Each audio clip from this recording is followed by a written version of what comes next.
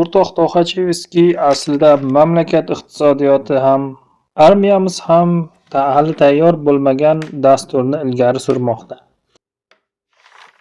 Shu bilan birga Qizil armiyaning asosiy zarba kuchi bo'lgan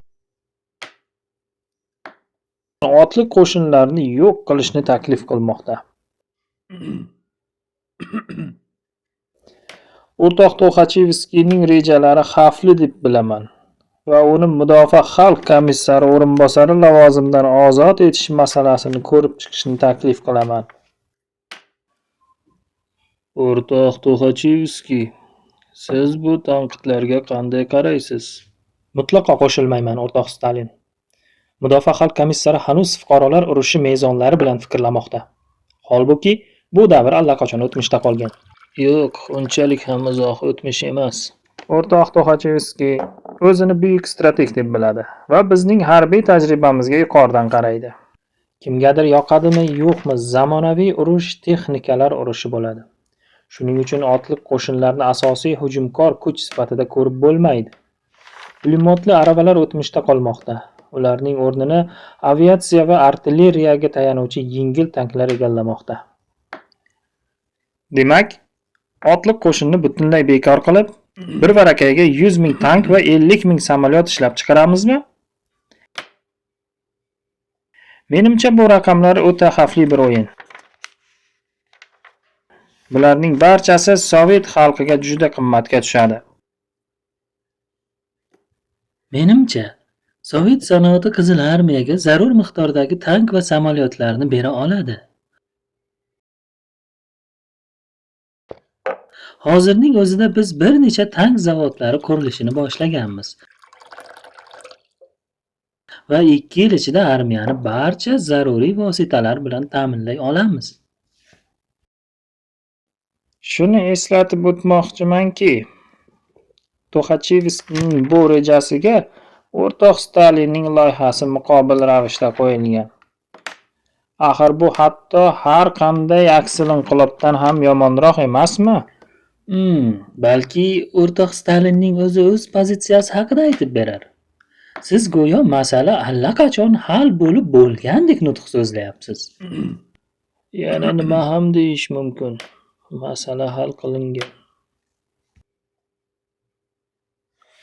O'rtoq To'xachevskiyga savol bilan yuzlanishga ruxsat bering, o'rtoq Stalin. Marhamat, o'rtoq xalq komissari. Aytingchi, o'rtoq To'xachevskiy, nega shu paytgacha komissiya mening biror taklifimni ham, nizom bo'yicha kiritgan birorta tuzatishimni ham qabul qilgani yo'q? Buning aslo iloji yo'q, o'rtoq xalq komissari. Nega? Chunki ular bu masalada asosiy maqsadni ifodalamaydi, o'rtoq xalq komissari. O'rtoq To'xachevskiyning ba'zida keskin fikrlari borligi barchamizga ma'lum. Esimda, siz harbiylarimizni ispan o'rtoqlarga yordamga jo'natish qaroriga ham qarshi chiqqandingiz. Ispaniyada hozirda fuqarolar urushi ketmoqda. Biz u yerdagi respublikachilarni faolroq qo'llab-quvvatlasak bo'lardi. Men hozir ham bunga qarshiman. Doimiy harbiy tahdidlarni hisobga olsak, harbiy mutaxassislarimiz va harbiy texnikamiz bizga shu yerning o'zida ham kerak. Ispaniyalik o'rtoqlarga yordam berish orqali harbiy mutaxassislarimiz o'z jangovar tajribasini oshirmoqda. Bu juda muhim. Urush xavfi mavjud bir sharoitda eng muhimi qo'shinimizning o'z harbiy bo'linmalari bilan taktik hamkorlik tajribasini o'zlashtirishdir. Bunday tajribalar esa faqat va faqat shu yerda harbiy mashg'ulotlar davomida hosil bo'ladi. Baribir tushunmadim. Siz aytayotgan Germaniya tahdidi ostida armiyamizning harbiy mashg'ulotlardan ko'ra haqiqiy jang maydonida sinalishi nimasi yomon? Siz harbiy emassiz. Shuning uchun buni tushunmaysiz. Bunday deyishga qanday jur'at etding? Mixail Nikolayevich, o'zingizni bosing, chegaradan chiqyapsiz. Menga qolsa, siz Germaniya tomonidan bo'ladigan harbiy tahdidni haddan tashqari oshirib yuboryapsiz.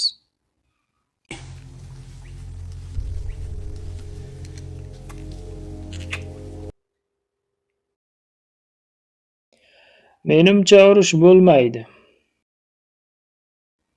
Garchi o'rtoq Tuxachevskiy to'g'ri ta'kidlaganidek, men harbiy emasman.